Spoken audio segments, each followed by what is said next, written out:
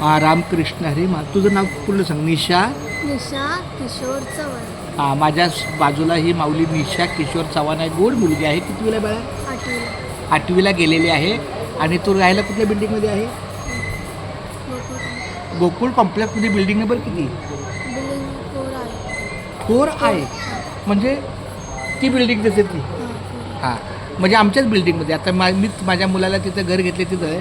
बरं, आजपासून माझ्या ह्या निशा चव्हाण ह्या चव्हाण ना, निशा चव्हाणला मी रामकृष्ण हरी विठ्ठल केशवा गोविंद माधवा हा नाममंत्र जप दिवाळी आपल्या मे महिन्याच्या सुट्टीमध्ये लिहायला सांगितलेला आहे.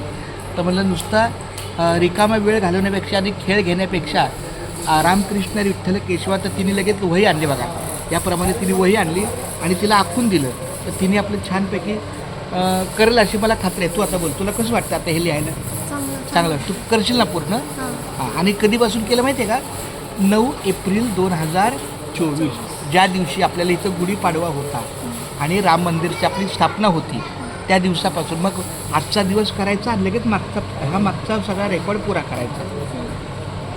हे थोडंसं, हे थोडं असं करत करत पुढं आखायचं जायचं.